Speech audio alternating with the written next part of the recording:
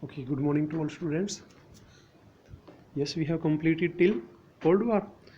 और उसमें यहाँ तक क्या था कि 1945 में नागासाकी और हिरोशिमा पे एटॉमिक बॉम्ब से हमला हुआ और जर्मनी और जापान की हार की वजह से दोनों देशों में को डिसाइड नहीं कर पाया who is winner and who is loser. तो जब वो विनाश देखा तो दोनों शक्तियाँ सामने आई, यूएसएसआर एंड यूएसए, और डिसाइड किया कि आगे युद्ध नहीं होगा, जो डिस्ट्रक्शन हुआ है। अब इसमें हम पढ़ेंगे कि कितना डिस्ट्रक्शन हुआ है। While the Cold War was an outcome of the emergence of the US and USSR as two superpower rivals to each other, दो पावर 1945 में सामने आई, super power you can say, it was also rooted in the understanding that the destruction caused by the use of atom bombs is too costly for any country to bear. किसी भी देश के लिए सहन करना बहुत मुश्किल था. The logic is simple yet powerful when two rival powers are in possession of nuclear. अब देखिए, ध्यान से देखो, ये these pictures depicts the destruction caused by the bombs dropped by the US on Hiroshima. The bomb was code named Little Boy. ये important है बच्चे आपके जनरल नॉलेज के लिए भी. जो हिरोशिमा पे बॉम्ब डाला गया था उसका कोड नेम था लिटिल बॉय, और जो नागासाकी पे जो बॉम्ब डाला गया था उसका कोड नेम था fat man. Yet these bombs were very small in their destructive capacity measured in the terms of kilotons yields. कितने किलोटन्स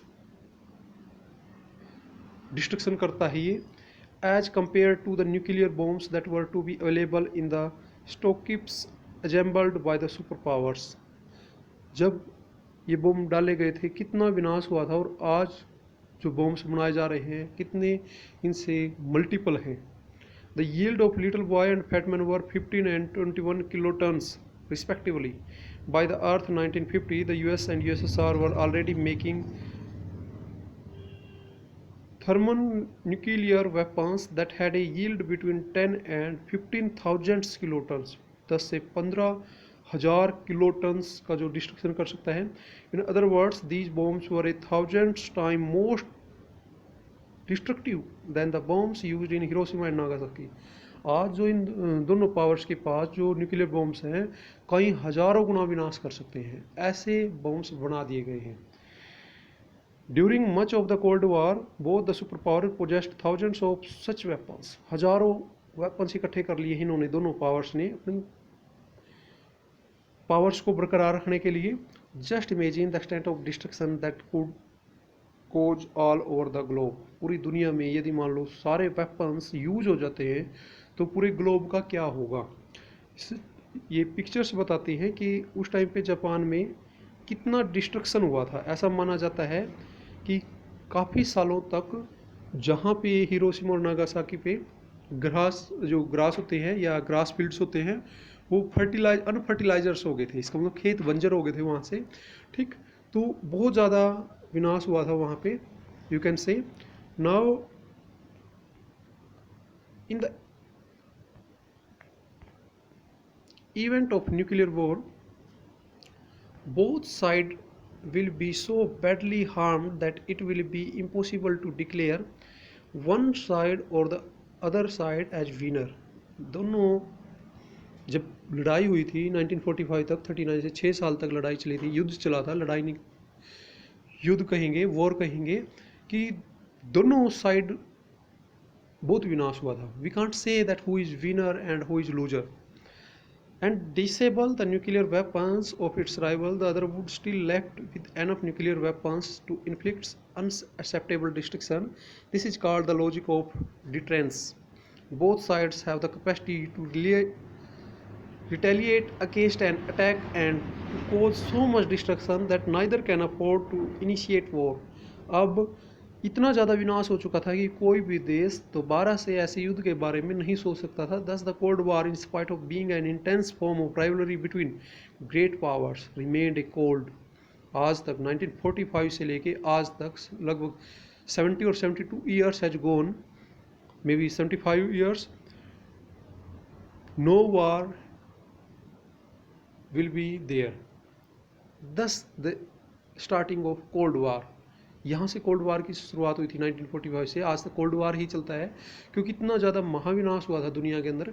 और आज जो हज़ारों गुना मल्टीपल वेपन्स बन चुके हैं, उससे ग्लोब को ही पूरा नुकसान होएगा, पूरी धरती का विनाश हो सकता है, इतने विनाशकारी वेपन्स बन चुके हैं। नॉट हॉट और शूटिंग वार, आज तक शूटिंग वार नहीं हुआ। The detente relationship prevents war but not rivalry between powers. Note the main military forces of the Cold War. The two superpowers and the country in the rival blocs led by the superpowers were expected to behave rational and responsible actors. ये क्या कहता है, उसके बाद क्या हो गए थे, ब्लॉक्स बनने शुरू हो गए थे। ठीक है, यूएसएसआर, उसमें बहुत सारे देश शामिल थे। ठीक है, यूएस, यूनाइटेड स्टेट, इसमें भी काफ़ी देश शामिल थे, ब्लॉक्स बने। ठीक, अब जैसे कल बताया था इसमें कि भाई किसी भी देश पे लोकल जो राइवलरी है, उसका कंपिटिटर है, उसका शत्रु देश है कोई, यदि उस पर अटैक करता है तो सभी देश आपस में जो ब्लॉक्स के मेंबर हैं वो सभी देश उसको वेपन्स प्रोवाइड कराएंगे, आर्थिक सहायता प्रोवाइड कराएंगे। इस प्रकार की जो संधि की थी इन्होंने सभी ने आपस में।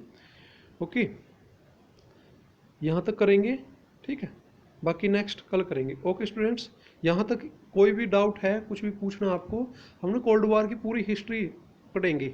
ठीक है, और लाइन टू लाइन कंप्लीट होना चाहिए, क्योंकि ना इसके जैसे कोल्ड वार है, कोल्ड वार से हम स्टार्ट कर रहे हैं और अब तक 1990 और 2020 तक हम पढ़ेंगे व्हाट चेंज हैज़ कम, जितने भी चेंजेस आए हैं अभी तक, पॉलिटिकल इशू, और हम पढ़ेंगे आगे जैसे यूएनओ, इसके पार्ट्स, WTO, यूनेस्को, यूनिसेफ, ये ना हमें सारे कवर करने हैं। तो इसके लिए बेसिक कवर करना ज़रूरी है। और सबसे पहले जो ये कोल्ड वार है, इसकी जो स्टार्टिंग है 1945 से, क्योंकि जितने भी चेंज आए थे वर्ल्ड के अंदर, जितनी भी इंटरनेशनल इंस्टीट्यूट्स बनी हैं, ये 1945 के बाद बनी हैं। ठीक, उसके बाद जितने पॉलिटिकल चेंज आए हैं, यूएनओ जैसे इंटरनेशनल कोर्ट बना, ठीक, इंटरनेशनल वर्ल्ड बैंक बने, या इंटरनेशनल इंस्टीट्यूट्स बनी है, IMF होगी, ठीक है, WTO हो गया, WHO हो गया, तो ये सारे 1945 के बाद बने हैं। तो इसके लिए ना बेस क्लियर करना पड़ेगा। तो इनको फर्स्ट लेसन कंपलसरी है, अच्छे तरीके से पढ़ना है। Okay students.